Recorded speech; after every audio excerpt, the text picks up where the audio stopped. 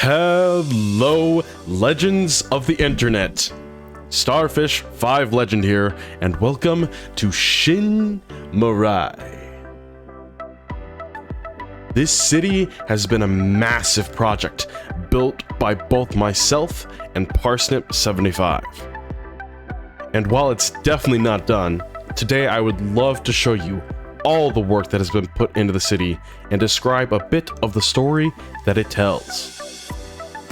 We started this project at the beginning of Season 2 of the Crystalpoint Guild, a small little SMP filled with a bunch of friends. And that was back in June 2023. Now we haven't worked on it non-stop since then, but over the months, hundreds of hours have been put into this project. So please, sit back, relax, and enjoy the show. So this magnificent build behind me was inspired by many different things, but the main theme of the build, Oriental Cyberpunk City. With that being said though, neither me or Parsnip75 come from an Oriental background, and we mean no offense to any culture or people. The city's name, Shin Mirai, is derived from a few things.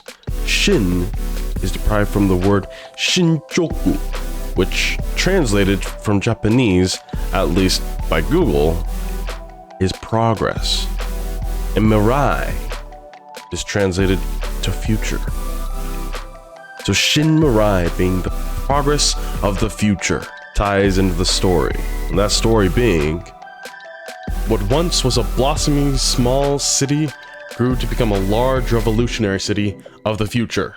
The city was originally named Shin when it was a young and booming place.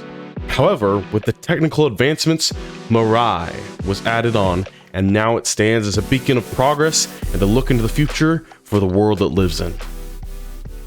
The city itself is actually broken up into 6 distinct districts. The first one here being the elevated ancestral Tian. Then there's the luxurious show. Following that, we have the noble and powerful Takai. One layer below is the Iso district, the industrial and workforce. And then down here, with all these cluttered buildings, is the cluttered, impoverished Migal. And finally, there's one other district that is not known to all. It's a bit of a little secret hidden district. Right down here through these tunnels, under the city, there is the hidden Undercity of Yin. Now, as you can see, this project, this city is, well, quite massive. So, this video here is going to be broken into 2 different parts. This first part, we're going to be covering the top 4 districts, and then in the second part, we'll cover the bottom 2. So, grab your popcorn, get comfy in your seat, and let's dive right in, starting with where we're at currently, the Tian district. The Tian district is the topmost district of Shin Mirai, and it is seen as almost heavenly as it is a preserved historic landmark of the city. What once was Shin has now been elevated out of the island, as they didn't have quite as much space as the technical advancements happened, and so they needed to remove it. But instead of just destroying it, they instead brought it up to the sky, and now it floats aloft, energy arcing through the bottom of the island to hold it up in the sky. Now the Tian district is a very popular tourist attraction, as many people come to revisit the ancient history of their roots, as well as remark at how far technology has come. The people who live within the Tian district are those of caretakers who preserve ancient traditions, and take care of the city itself. This is the skyport of the Tian district. That's right. The city of Shin Mirai has advanced enough that they have now flying vehicles, this being one of them. More or less a cruise liner of sorts, with cabins galore and whatnot, to bring people of all different places up to just get a glimpse of what the Tian district is. These doors hate me. Ah! Out here on the docks, there's all manner of tourist stops and whatnot, different vendors selling masks and reading your fortunes before we transfer over through the main torii gate here into the proper Tian district. Now this path diverts into two different ways. This way over here goes directly towards the main monastery of the island, which the exterior is fully done and it is beautiful. This was built by Parsnip75. The interior is yet to be finished, but there's plenty of room for a beautiful interior that will get done sooner than later. Out here we have a little bit of a bridge over a beautiful pond. We plan to have axolotls and frogs and koi fish alike. And yes, I know axolotls will eat all those things, and so we have some fun ways to keep them from doing that. But across from the pond here is the giant cherry tree. Now, I built this cherry tree a couple months back, and it is quite magnificent, if I do say so myself. I'm not one for organics usually, but I wanted to stretch my boundaries a little bit. I'm really happy with how it came out. It's a main centerpiece of the island here, and it fits in beautifully. Down here, the path converges again and leads over to the Sniffer Sanctuary. As sniffers are kind of an ancient mob themselves, we thought it would be perfect to find a spot for them to live and be taken care of and preserved up here on the island. Plus, they're just so darn cute. Just look at this guy. We also got a fancy little farm here that collects the seeds automatically thanks to these allay friends. This island was built quite a while ago, and it has been here as a centerpiece for quite some time in the city of Shin Mirai. Recently, we added this custom waterfall in as well to give a little more ambiance to the scene. Now, the island is held aloft by this energy power that kind of sparks throughout the bottom of the island here.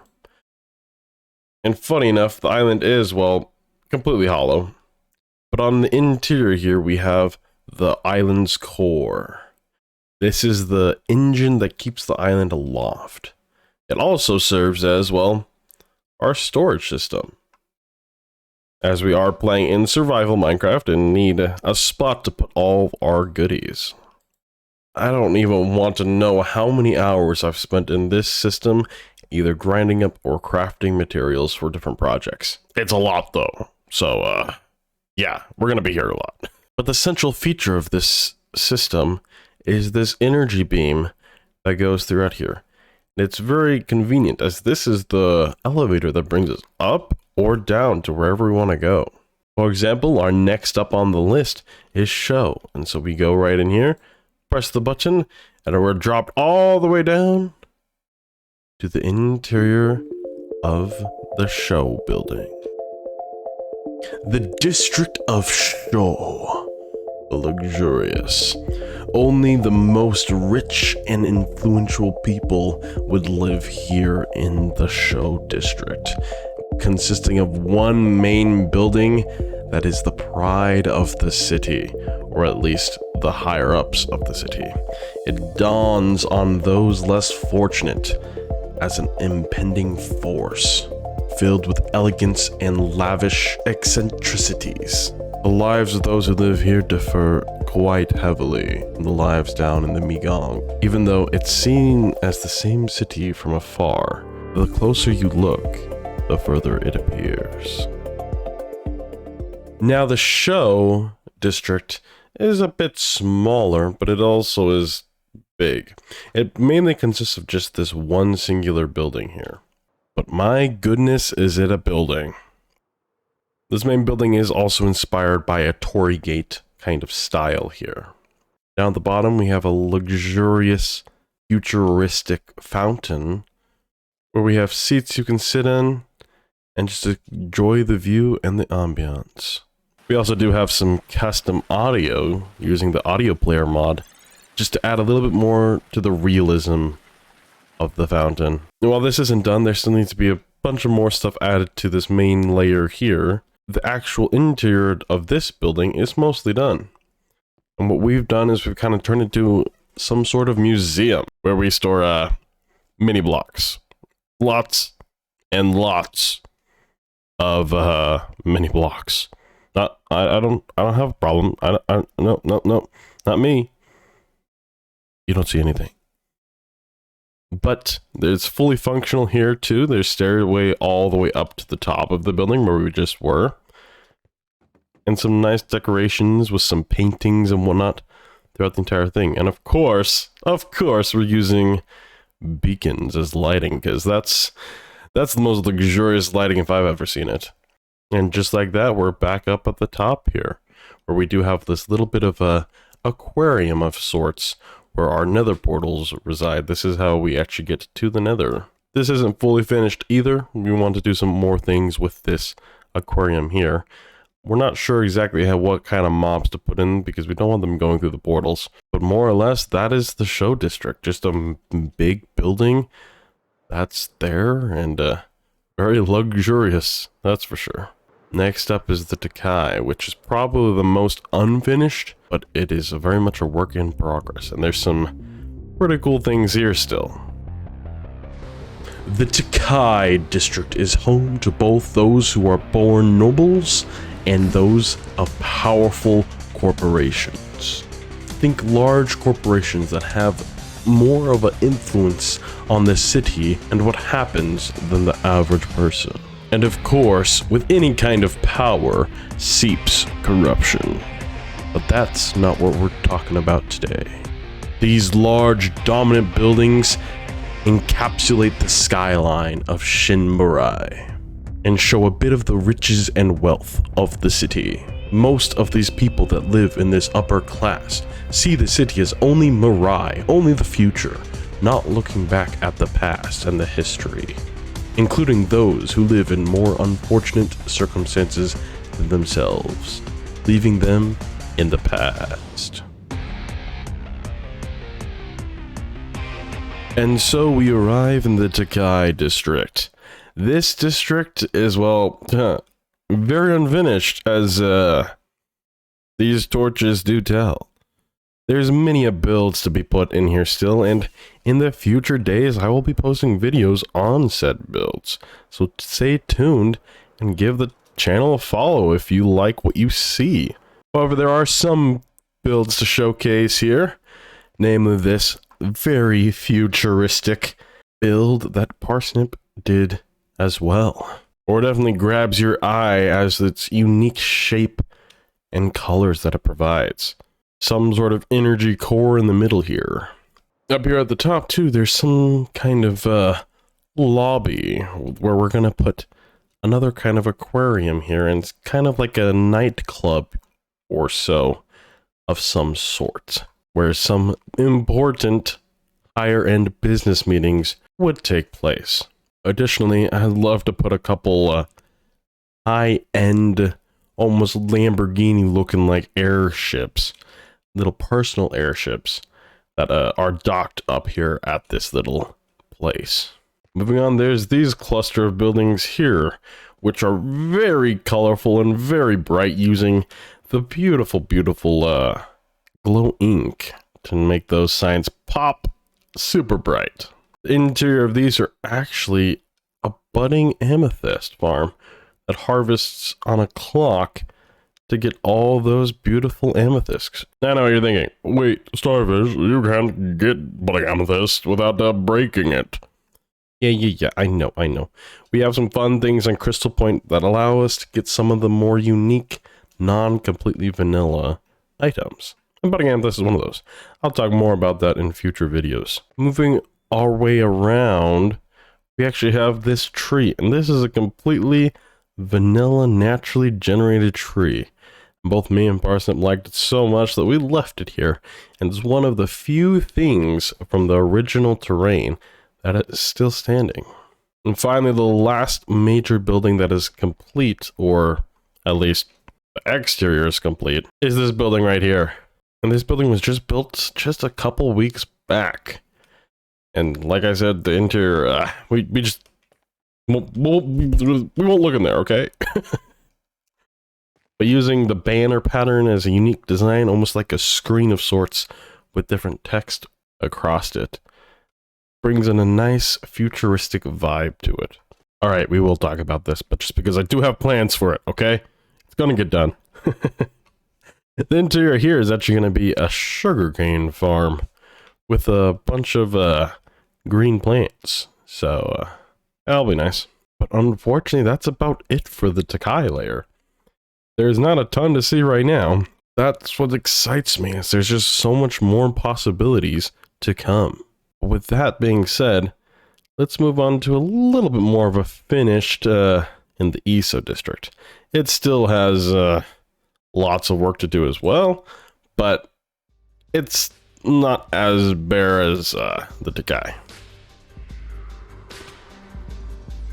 The Iso district is the lifeblood of the city, the workforce, the industrial section. Whether that's growing crops with high-end technology devices or innovating these new devices, the main transportation comes in through the city on the Iso district. The main populace of the city lives within this district as well, like the beating heart of the city. And even though those of higher classes don't look down on the Iso with much favoritism, they know the necessity that it provides. And now we arrive in the Iso district. This district is quite expansive, as the further we go down, the bigger the city gets. And so while there still needs to be a lot of work done, there's still a lot to see in this bustling part of the city. First off, right where we are currently is a bit of an unfinished build, but this is soon to be a monorail of sorts that can take people up to higher districts. More on that in the future. Additionally, as I walk around the Iso district, you'll see all these kind of boring filler buildings, and that's just what they are for now. They're just kind of buildings to shape out the city. A lot of them have not much other than some texturing going on. That's okay. They're bit of a blank canvas, if you will, for us to come through and add all these different windows and lights and details. They'll all look glorious when that's all done. But as we come up on the first main building here, this is actually the first building that was ever built in the city of Shin Mirai, back about 8 months ago now. And what we've tried to done is put one major building on each one of these little jutouts that the city has. Moving on, we have another building over here that is supposed to be some sort of inn, but with most all of these buildings, they don't really have an interior, and that's just how it is. It's gonna change eventually. Over the next couple months, gorgeous, lavish, furnished interiors will be added to those. Well, maybe not lavish, but very nice looking. We have another sci-fi looking kind of building here, though. This building is supposed to be some sort of scientific medical laboratory that is coming soon, Tian. But if we move just past that, we actually have our first skyport. This is located kind of back at the end of the city here. We got a bunch of clutter of new shipments of packages and crates and whatnot that bring lots of supply to the city from foreign lands in airships like so. This airship is a bit smaller, kind of a little air skiff, if you will, but still love the small little details like this. As we move along, cornered by some more of these buildings, we can see a bit of the detailing right as it starts to rain of what the city might look like with all kinds of technical gears and gadgets around all these buildings. We also come to another one of these main buildings that, like all the others, doesn't have an interior, but has some pretty cool exterior with some Japanese text up front and a big old billboard there, as well as some custom cherry trees up top just to add a little more life to the city. As we move around, we come to the largest building in the Iso district. This radio tower is quite unique, as every once in a while, a signal will be sent or received. This is one of the many things that me and Parsnip have tried to add to the city to add more movement and life. Now over in this jet-off, we actually have some sort of botanical laboratory, researching all kinds of plants, maybe figuring out how to grow them faster and more abundant to provide for more of the city, or maybe develop some new unique plants.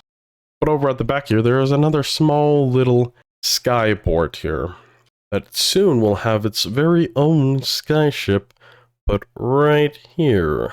Yes, I already have a design for that, and if you catch me on twitch.tv/starfish5legend, you might be able to see that design and maybe see me build it.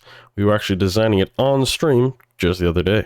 Moving on from that shameless self-plug, we have this kind of trifecta building here. We have all manner of different interconnecting pathways and whatnot of this unique building here. Some sort of hologram-like appearance up at the top here. Here's another one of the buildings up towards the front of the base that has a little more personality as well. It's using the skulk block, which, oh, it's just so good. I love how it pulses, that same movement that Minecraft sorely lacks in a lot of areas. Additionally, there's some also more Japanese or whatever text up here at the top. But coming up here, we have the third and final skyport of the Iso district. I fell. This one is one of the most cluttered ones out here. It also has one of the biggest airships in the city currently. This airship, I'm pretty happy with how the design came out. Partially inspired by Disney's Treasure Planet, and has some sort of solar sail here that kind of uses the energy from the sun or whatnot to propel it forward. Wrapping around back to where we started is this last main building here. And this is the second building of Shin Mirai. This is the one Parsnip did. When I was doing this one over here, she was doing this one over here. And that completes the tour of the Iso district, and looks like someone slept, so the rain also has gone away. Now I would show the Migong and the Yin district in this video as well, but those are two of the biggest districts we have built. As you can see, the Migong district spreads all across the bottom here with so many small little details and buildings that I just want to give the due time for, and so we will put that in part 2. Additionally, the Yin has several things down there as well that are, well, quite interesting and very fun secrets. So those will have to wait till part 2. And I know, this video took a long time to put together, so unfortunately you're gonna have to wait no time at all. Wait, that can't be right. What? Let me look at the script. So turns out, part 2 is actually already out. Look at that. Click right up there on the top little iCard to go continue this tour of Shin Mirai. If you made it this far in this video, I appreciate you more than you know. Please down in the comments, let me know what your favorite part of the city is so far, and what you are most looking forward to see in the future of this ginormous project.